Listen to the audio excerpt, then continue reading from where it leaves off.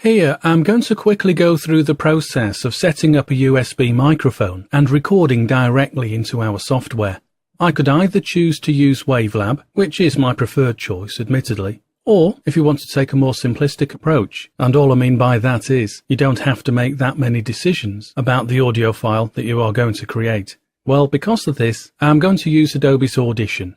First, however, I do need to ensure that the USB microphone that I've got hooked up to my laptop is being recognized by Windows and that it's generating a good signal. So here within the control panel, I'll come down to the sound option, and there is the USB microphone. I'm purposely not using a very good one. It's one that only costs about 30 quid. What's that, about $50? And I'm using this microphone for one reason only. Using a USB microphone is probably the easiest way of podcasting, and once we have recorded the audio, we can manipulate it within Wavelab or Audition to improve the sound. Anyway, that is the microphone there. So now if I hit the second tab along, Recording, once more there it is, I'll select it, and then come down to Properties, and then from here, move along to my fourth tab, Levels. I want to make sure the microphone is picking up a good level. Now at the moment the slider is set to 50%, so if I just take this up to 100%, and OK that, and then OK to clear that dialog too. Right, I don't need the control panel any further, so I'll move over to Adobe's Audition, and before I start recording within Audition, I do need to ensure that the preferences are set up appropriately, and what I do here you'll have to do in any software that you are using, be it SoundForge, Wavelab, Audition in this case, Audacity, or whatever.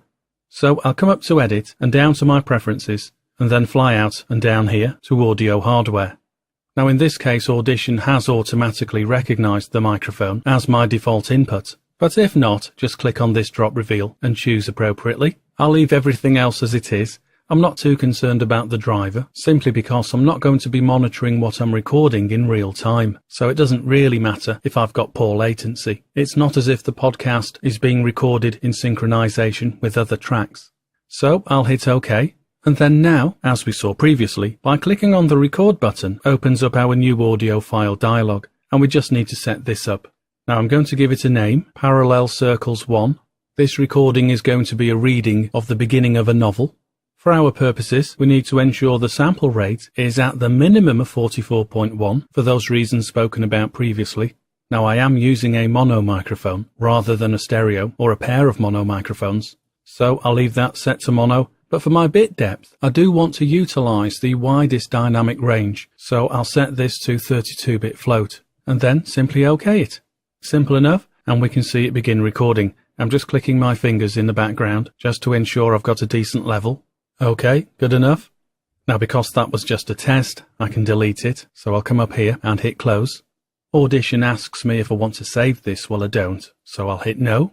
And then now, well really, I'm all prepared. My microphone is set, it's got a decent level, all I need to do now is start reading the beginning of this novel.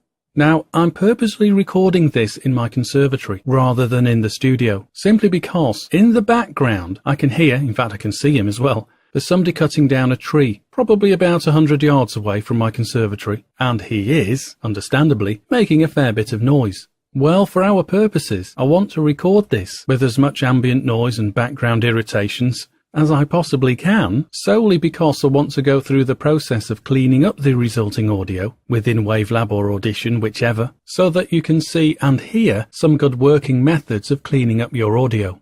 So let's get started. I'll hit the record button once more, quickly fill this dialogue in and begin recording.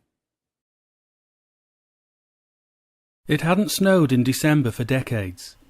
The last time was before the 2017 English Civil War. Tonight, however, as light faded fast, a monochrome Manchester sky was heavy with thousands of independent flakes falling in swirling silent circles that formed a unified white blanket that smothered all below. OK, that's us done. It wasn't the smoothest reading, but that's no problem. As we progress through this course, I'll show you how we can make this more smooth. Now, I'm just going to do a quick save. I'll run up to File and down to Save. Everything within this Save As dialog is fine. I just need to browse to where I want to save it and ensure that I do save this as a WAV file, or if you are using Mac, an AIFF. So I'll just OK through these dialog boxes. And there we are. We've now got the beginning of our podcast. So I'll leave it here then, and I'll see you in a moment.